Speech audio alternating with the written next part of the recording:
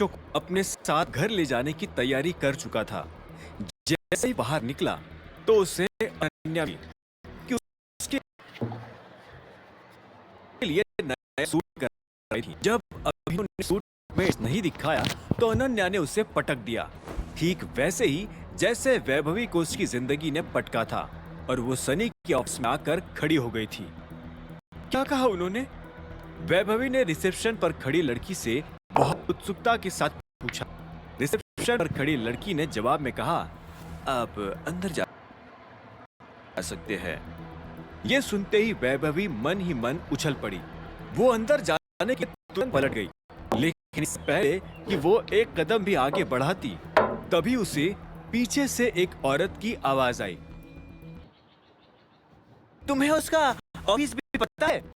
ये आवाज सुनते ही वैभवी रुक गई और पलटकर उस औरत को देखने लगी। वो औरत और कोई नहीं बल्कि शर्मिला थी। उसे समझ नहीं आ रहा था कि इस सवाल का वो क्या जवाब दे। ऐसे में उस औरत ने वैभवी की मदद, थर्ड फ्लोर, लिफ्ट से लेफ्ट, सेकंड कैबिन, वैभवी ने कहा और निकल गई। जब वो ऊपर पहुंची तो उसने देखा कि सनी अपने ऑफिस में बैठा फाइल देख रहा था। असल में वो फाइल के जरिए ये बहाना ढूंढने की कोशिश कर रहा था कि वो वैभवी को देवेन के बारे में क्या कहे। उसे पता था कि वैभवी यहाँ असल में किस काम से आई है। इससे पहले कि वो कोई बहाना ढूंढ पाता, बाहर से आवाज आई, मैं अंदर आ सकती हूँ सनी? हाँ प्लीज कम इन, सनी ने कहा और अपनी फाइल टेबल पर रख दी और वैभवी को देखने लगा। उस वैभवी पर तरस आ रहा था। देवेन के होने से वो क्या थी और उसके ना होने से वो क्या हो गई थी। वैभवी भी उम्मीद भरी नजरों से उसे देख रही थी। सनी ने कहा, मुझे पता है तुम यहाँ क्यों आई हो, सीधा पॉइंट पर आना। मुझसे जो बन पड़ेगा मैं करूंगा। मुझे जॉब चाहिए, वैभवी ने कहा। यह सुनते ही सनी ने एक गहरी सांस ली और बोला, सॉरी, लेकिन कंपनी में अभी कोई वैकेंसी नहीं है।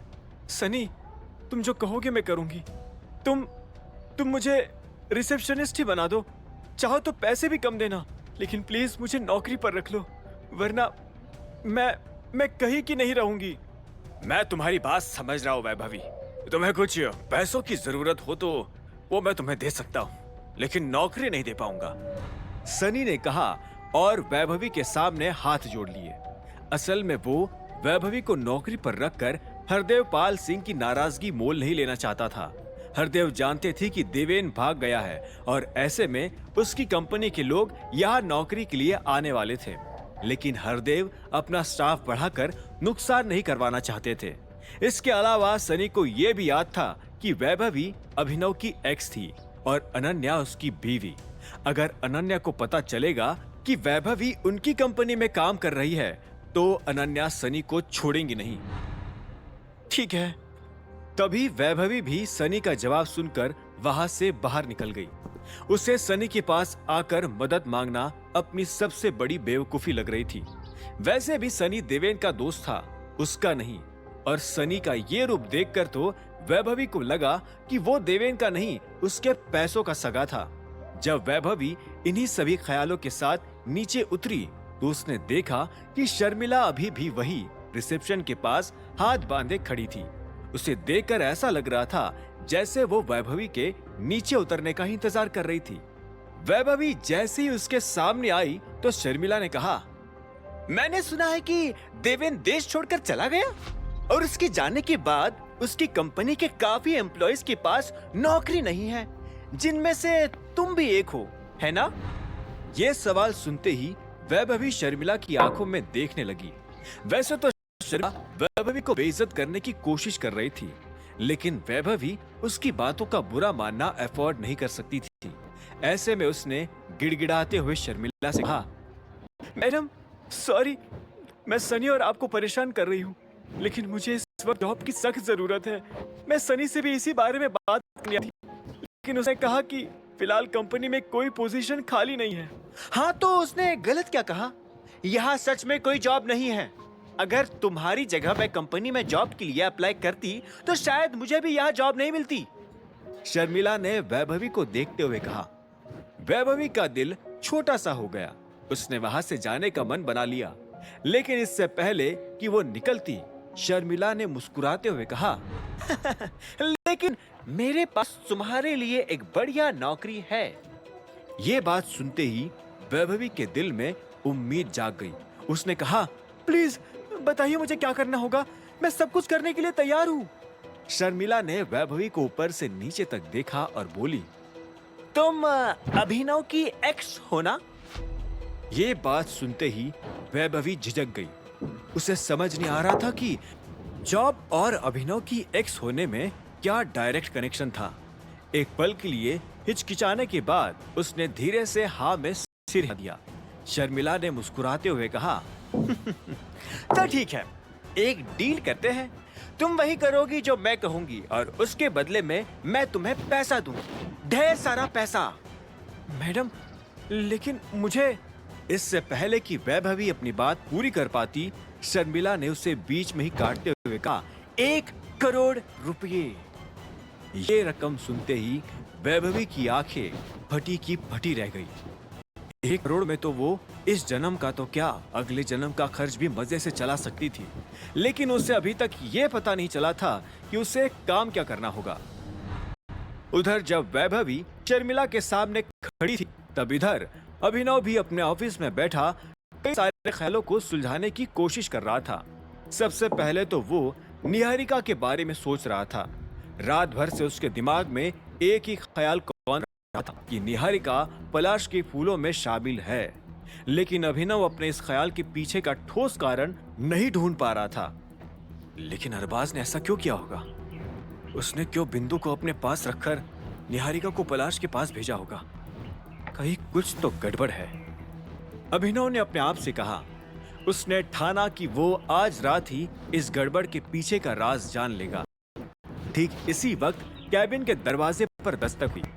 अभिनव अपने ख्यालों से बाहर आया और दरवाजे की पे बोला, कम इन। दरवाजा खुला और मायरा अंदर चली आई। बॉस, आपने मुझे बुलाया? मायरा ने पूछा। अभिनव ने हाथ में सिर लाया और बोला, मुझे तुम्हारी हेल्प चाहिए। मैंने अभी एक कंपनी खरीदी है, लेकिन मुझे समझ नहीं आ रहा कि मैं उसका करूं क्या। इसलिए मैं सोच रहा हूं कि जब तक हमें कोई बढ़िया बिजनेस आइडिया नहीं मिल जाता, तब तक हम उसे बंद कर देते हैं। और क्लोजर और उसकी नए बिजनेस आइडिया की जिम्मेदारी मैं तुम्हें देना चाहता हूं। अभिनव के मुंह से ये बात सुनते ही मायरा खुश हो गई थी। उसके चेहरे पर एक बड़ी सी मुस्कान आई और उसने कहा, मैं इस काम के लिए तैयार हूं सर। ठीक है, तो इसे जल्दी शुरू करते हैं। जी सर। जब भी तुम्हारा यहाँ का काम खत्म हो जाए तो तुम वहां चली जाना। मैं इस काम के लिए तुम्हें टिप भी दूंगा। Thank you so much boss, मैं सारा काम अच्छे से करूंगी, मायरा ने कहा। और अभिनव ने मुस्कुराते हुए उसे कंपनी की डिटेल्स के बारे में बताना शुरू कर दिया। उधर जब अभिनव मायरा को कंपनी की डिटेल्स के बारे में समझा रहा था, तब इधर शर्मिला भी वैभवी से आगे की बात करने के लिए उसे अपने कैबिन में ले आई थी। शर्मिला ने वैभवी को बैठने के लिए कुर्सी ऑफर की। वैभवी ने बैठने से पहले ही पूछा, मुझे क्या करना होगा? पहले बैठ तो जाओ, शर्मिला ने हंसते हुए कहा। हालांकि वैभवी अभी भी अंदर से बेचैन तो महसूस कर रही थी, लेकिन शर्मिला के कहने पर वो बैठ गई। इससे पहले कि शर्मिला अपनी कुर्सी पर बैठ पाती, वैभवी ने दोबारा कहा, आप मुझसे किसी का मर्डर तो नहीं करवाना चाहती हो? यह सुनते ही शर्मिला ने वैभवी को एक पल के लिए देखा और फिर जोर से हंसने लगी। उसने कहा, That's so funny. तुम ऐसा सोच भी कैसे सकती हो? लेकिन ये अच्छा था। पर हाँ, तुम्हारी जानकारी के लिए बता दूं कि ऐसा कोई सीन नहीं है। मैं तुम्हें किसी की सुपारी नहीं दे रही हूँ। यह सुनते ही वैभवी की जान में थोड़ी सी जान आई और उसने मुस्कुराते हुए कहा, नहीं, वो बस आप मुझे इतना अमाउंट दे रही है तो मैंने सोचा कि एक बार पूछ लूं कि मुझे क्या करना होगा। शर्मिला ने उसका डाउट क्लियर करने के लिए आगे कहा, मैं जो काम तुमसे करवाना चाहती हूँ उसमें तुम्हें किसी को नहीं मारना है और ना ही किसी को नुकसान पहुंचाना है। ये काम बहुत ही सिंपल है। अच्छा, तो मुझे क्या करना होगा? तुम्हें जो करना होगा उससे पहले मैं तुम्हें ये बता देती हूँ कि मैंने तुम्हें इस काम के लिए क्यों चुना। ये काम अभिनव से जुड़ा हुआ है और उसे तुमसे बेहतर कोई नहीं जानता, इसलिए मैंने तुम्हें बुलाया है। अब आते हैं काम पर। काम बड़ा सिंपल सा है। तुम्हें अभिनव को अपने साथ एक वन नाइट स्टैंड के लिए रेडी करना है। ये सुनते ही वैभवी के कान खड़े हो गए। वो अपनी बड़ी बड़ी आंखों से शर्मिला को घूरने लगी। शर्मिला जानती थी कि वैभवी को यह सुनकर झटका लगेगा और वो वैभवी को झटका देना भी चाहती थी ताकि बाद में उसे पुचकार सके। शर्मिला ने आगे कहा, असल में यह होगा तो वन नाइट स्टैंड ही, लेकिन इसमें वन नाइट स्टैंड जैसा कुछ भी नहीं होगा। बात उस स्टेज तक जाएगी ही नहीं। तुम्हें बस अभिनव को बुलाना है, उसे गले से लगाना है, एक किस गाल पर, एक किस माथे पर हो सके तो, 2-4 गर्दन पर और एक छोटा सा किस होठों पर, बस, ताकि मैं यह साबित कर सकूं कि अभिनव अनन्या को चीट कर रहा है। वैभवी को जो झटका लगा था, ये सुनकर अब वो और ज्यादा बड़ा हो गया था। वो अपनी बड़ी बड़ी आंखों से शर्मिला को घूरे जा रही थी। लेकिन आप ऐसा क्यों करवाना चाहती है? मुझे नहीं लगता मुझे तुमसे ये भी बताने की जरूरत पड़नी चाहिए। इतनी समझदार तो तुम हो ही। अब ये बताओ कि काम कब से शुरू करोगी? वैभवी दुविधा में आ गई थी। उसे याद आ रहा था कि उसने अभिनव के साथ पहले क्या किया था। उसने पहले जो किया था वो दोबारा वही सब नहीं करना चाहती थी। हालांकि वैभवी को पैसों की जरूरत थी, लेकिन उसने एक गहरी सांस ली और बोली, आई एम सॉरी, लेकिन मैं ये नहीं कर पाऊंगी। और इतना कहते ही वैभवी बाहर जाने के लिए अपनी जगह से खड़ी हो गई। शर्मिला ने उसे एक पल के लिए देखा और वो भी अपनी जगह से खड़ी हो गई। वैभवी बाहर जाने ही वाली थी कि इतने में शर्मिला ने कहा, 2 करोड़। यह सुनते ही वैभवी के पैर थम गए और वो पलटकर शर्मिला को देखने लगी। शर्मिला जानती थी कि अनन्या और अभिनव के तलाक के लिए उसे हरदेव पाल सिंह को राजी करना बहुत जरूरी था। अगर वो ऐसा नहीं कर पाएगी तो अनन्या हमेशा अभिनव के साथ अटक कर रह जाएगी और शर्मिला अनन्या के लिए बेस्ट हस्बैंड नहीं ढूंढ पाएगी। हरदेव को राजी करने का तरीका बस एक ही था, अभिनव को उनकी नजरों में गिराना। अगर अभिनव हरदेव की नजर में चीटिंग करता हुआ पकड़ा जाता है तो फिर उसे दुनिया की कोई ताकत फिर से गिरने से रोक नहीं सकती थी। शर्मिला को इस काम के लिए इस वक्त वैभवी से अच्छी बकरी नहीं मिल सकती थी। वैभवी के पास नौकरी नहीं थी, उसका बॉयफ्रेंड उसे छोड़कर चला गया था। शर्मिला को लगा कि ऐसे में अभिनव को ना चाहते हुए भी वैभवी पर तरस आ जाएगा और ये तरस ही उसके पतन का कारण बनेगा। उधर जब शर्मिला ये सब सोच रही थी, तब इधर वैभवी के पैर जैसे जमीन पर गड़ से गए थे। इतनी बड़ी रकम सुनने के बाद वो चाहकर भी अपने पैर नहीं उठा पा रही थी। वो बस ये सोचने लगी थी कि इतने सारे पैसों से वो क्या-क्या कर सकती थी। एक बार ये पैसा हाथ लग जाए तो उसे जॉब भी करने की जरूरत नहीं थी। उल्टा वो 2-4 लोगों को अपने यहाँ काम पर रख सकती थी। ठीक इसी वक्त शर्मिला ने अपनी तरफ से और एक पत्ता फेंकते हुए कहा, तुम चाहो तो एडवांस के तौर पर मैं तुम्हें 50 लाख रुपए अभी इसी वक्त दे सकती हूँ, और वो भी कैश। ये सुनते ही वैभवी का दिल जोरों से धड़कने लगा, उसकी सांसें फूलने लगी। शर्मिला उसके जवाब का बेसब्री से इंतजार कर रही थी। अब आगे क्या होने वाला था? क्या वैभवी इस काम के लिए हाँ कर देगी? अपने फायदे के लिए क्या वो अभिनव का फायदा उठाने के लिए राजी हो जाएगी? और क्या अभिनव वैभवी के इस जाल में फंस जाएगा? शर्मिला के इरादों की होगी जीत या अभिनव का तेज दिमाग बाजी मार जाएगा? इन सभी सवालों के जवाब जानने के लिए सुनते रहिए आगे।